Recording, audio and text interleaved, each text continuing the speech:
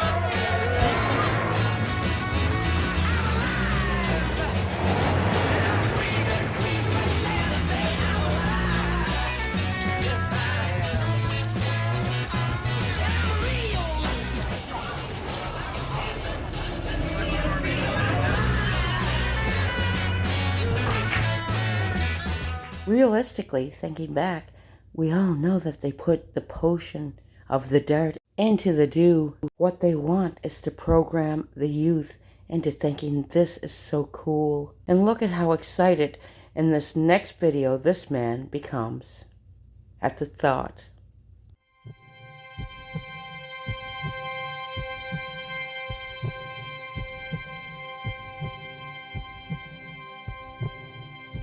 So there's a great line by Shakespeare in which he says, "We know what we are, we know not what we may be." And in the age of accelerating technologies in which we extend the cognitive reach of our minds, the perimeters of our humanness with these extensions of self, these exoskeletons, these technological scaffoldings, the wings of our aircrafts and the signals traveling through our smartphones, sending our thoughts electrified at the speed of light across oceans of sky. We redefine and extend what it means to be human. Edward O. Wilson says, we have actually decommissioned natural selection, and now we must look deep within ourselves and decide what we wish to become. We are now the chief agents of evolution. We have reversed engineered the software of biology and are about to rewire and upgrade and redefine what it is to be a Homo sapien. Juan Enriquez uses the term Homo evolutus, the being that evolves itself, that transforms itself, right? Ray Kurzweil, we didn't stay in the caves. We haven't stayed on the planet. Biology, just another membrane to be transcended. Marvin Minsky used to say, will robots inherit the earth? Yes, they will, but they will be our children.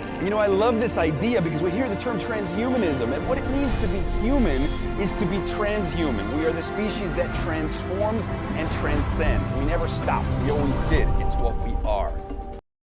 So what this man is saying is complete blasphemy, that there is no God. This is the actual deception of Satan, that we are gods. But we are not, nor have we ever been.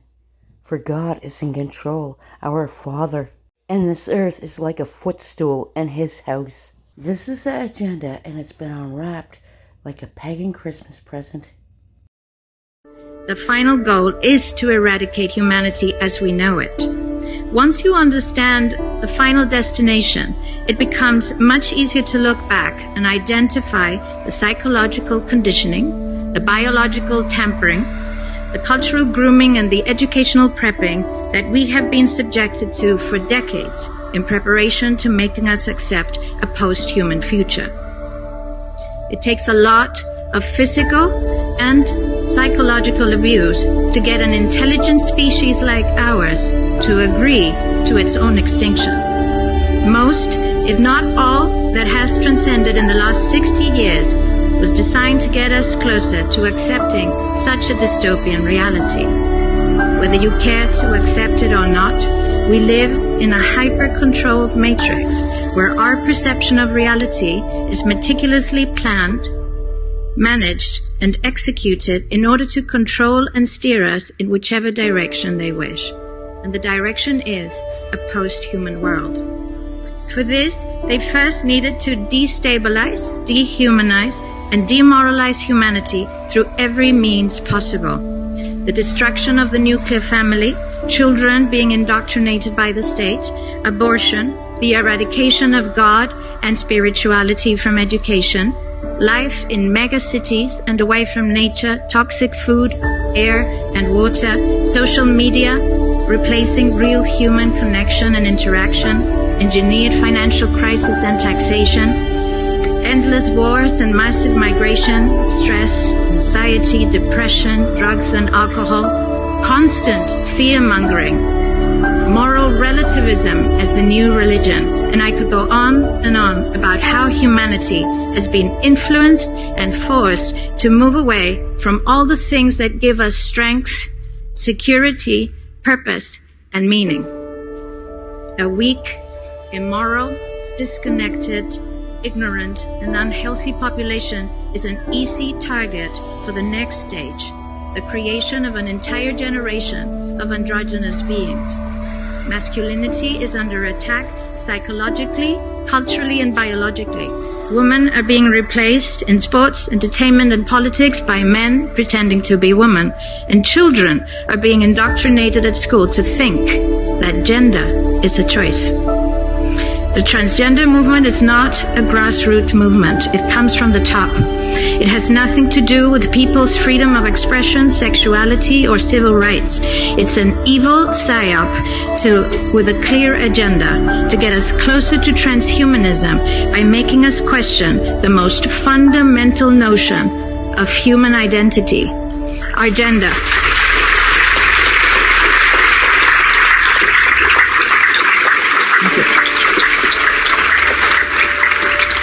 If you don't know who you are, if you already identify as a hybrid between a man and a woman, you will be easily convinced to become a hybrid between human and machine.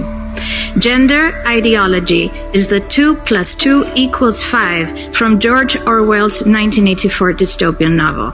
It's the final test to see whether we will follow the most absurd party line towards our own extinction. But 2 + 2 = 4. And no matter how you choose to dress, call yourself, or change your physique, will not change that. The sad reality, though, is that in the gaslighting process to get us closer to a post-human future, they have mentally and physically harmed an increasing number of children and young people, and it's only getting worse. This must be stopped. Our King Jesus didn't bring us this far to abandon us now. You were called, you were chosen. You were knit together in your mother's wombs, fearfully and wonderfully made. We are called to serve. King Jesus bless you all.